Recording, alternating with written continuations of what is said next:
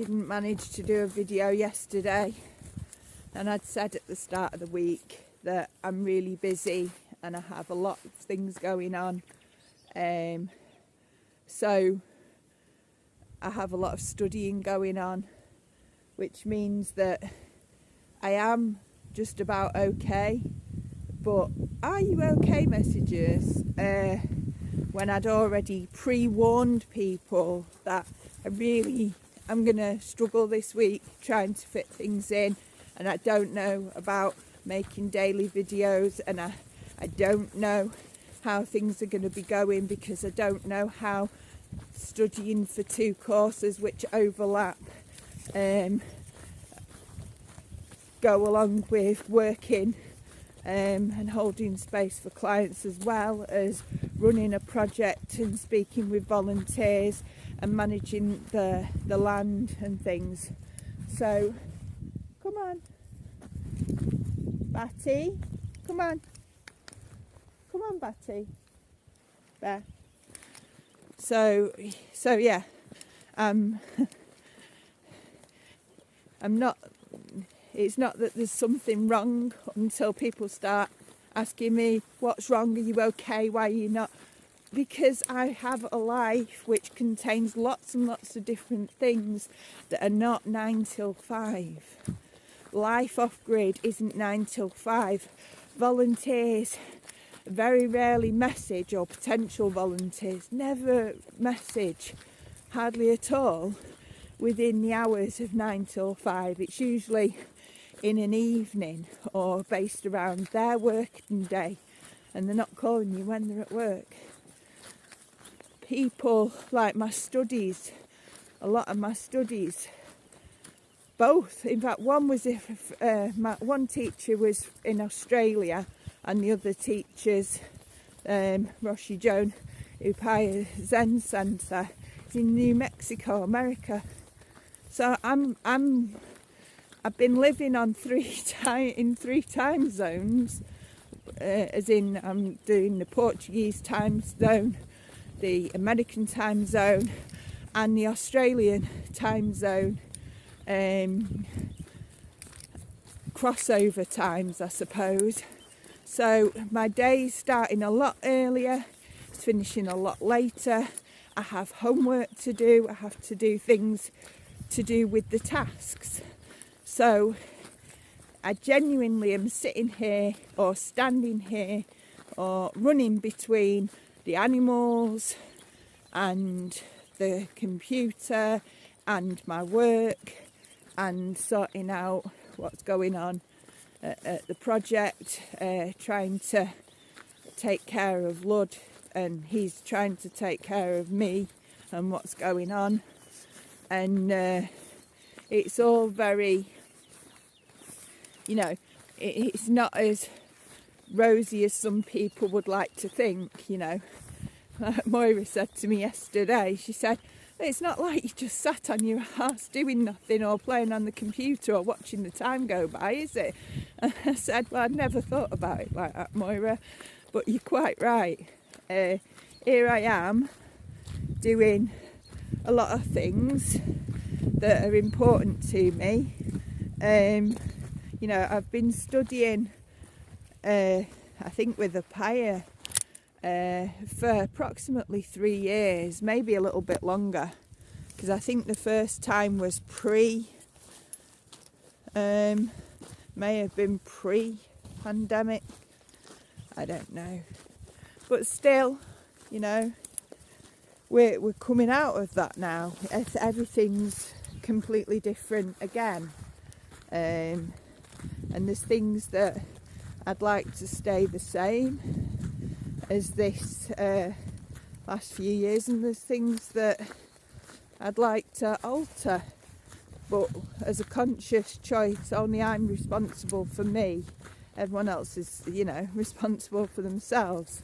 I can only do what I can do to contribute to my own self-healing and well-being, and contribute to humanity and what I do. So kind of that's where I'm at today and this morning. I'm processing the trainings which have been really intense, deep work on the self, and also contemplating the insights and inspirations that have come up. At the same time, I'm trying to manage my land, my property. I'm trying to sort out time to eat and sleep and rest, and time to be a host, you know, to make food, to make sure that they're fed, well hydrated, to make sure that they've got access to whatever they need, to make sure that all you know, we're all, or two of us, we're living off one electric system. I need to make sure everyone's got their power tools charged, and the phones and all these kind of things. And of course, because I'm online a lot more and I'm using my laptop, it means that I've got to keep my laptop and my phone charged as well.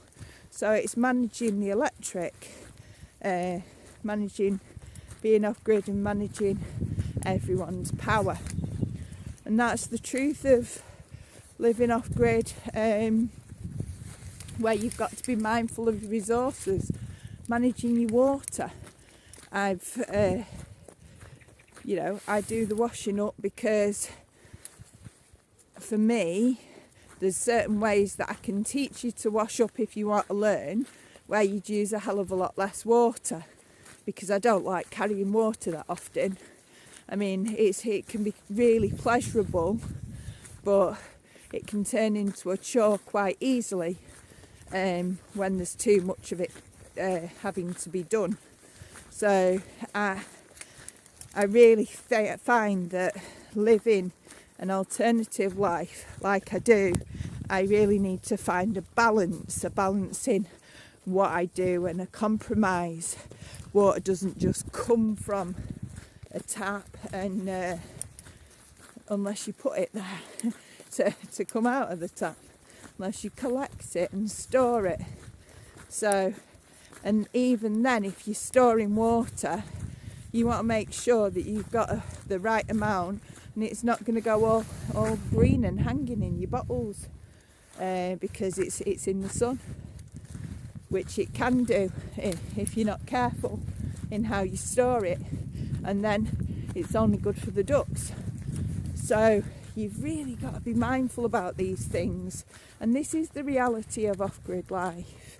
It is a conscious choice that I'm making, and it's one that I made with my eyes wide open, because I know what it's like to live in a van. I lived in my own van doing security for quite some time. I know what it's like to live in a caravan. I know what it's like to live in a horse box. I know what it's like to live off-grid, not attached to anything, and nowhere near resources. You can't just always plug in your phone, and you can't always just turn on a tap, and you don't always have the best signal. So all these things need taking into careful consideration before you try it before you buy it, kind of thing. What would I advise people to do who are thinking of an off-grid life? Go out there, find a project or someone that resonates with you.